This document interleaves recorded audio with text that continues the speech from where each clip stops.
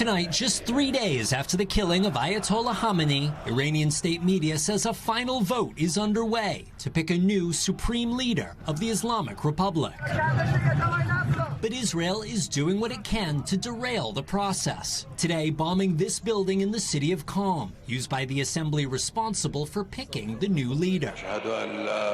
The killing of the 86-year-old Ayatollah, whose compound was hit in the opening strike of the war, has left a leadership void at the top of the regime. The leader of the pack is gone, and as you know, 49 people were taken out in the first hit. For now, a three-man temporary council is in charge, including the president, who has limited powers, the chief justice, and a senior Islamic cleric. They're meeting in a secret location to avoid U.S. and Israeli attacks and say they'll swiftly install a new leader. By law, that new leader must be a man, a religious figure, and elected by the Assembly of Experts, a council of 88 Islamic scholars. Iranian state media says none of the assembly members were killed in today's strikes, and that they're voting remotely for their own safety. Two sources tell NBC News that a CIA assessment made before the war concluded the next supreme leader will likely be a hardliner, possibly a member of the elite Revolutionary Guard. Contenders include Khamenei's own son, Mujtaba, who three Iranian officials tell the New York Times is emerging as a frontrunner, and Hassan Khomeini, the grandson of Ayatollah Khomeini, the founder of the Islamic Republic. Another possibility, the Chief Justice, who helped violently crush protests back in January.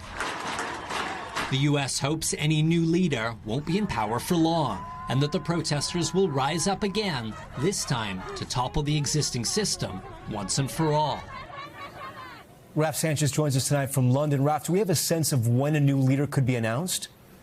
So, Tom, Iran's foreign minister says the announcement could be in the next couple of days, though there are reports in Iranian state media that they may want to wait until after the funeral of Ayatollah Khamenei, so that would delay things a little bit. Either way, it's clear that the regime is trying to move quickly to show stability, to show both their own people and the world that even though the old supreme leader is dead, the system survives. Tom? Yeah, and then, Raf, we heard the president say earlier that most of the people the U.S. had in mind to take over are dead.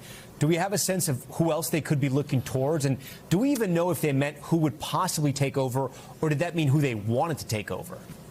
Yeah, Tom, it's really striking. There's this whole universe of possible candidates. There are people in exile. There are people inside Iran, some people potentially even part of the regime. But at this point, it just does not look like the White House has a clear candidate lined up. Secretary of State Rubio was asked about this, and he said, look, if there is a mass uprising to overthrow the regime, we will monitor the situation, and we'll see how it plays out. Tom? We thank you for watching, and remember, stay updated on breaking news and top stories on the NBC News app or watch live on our YouTube channel.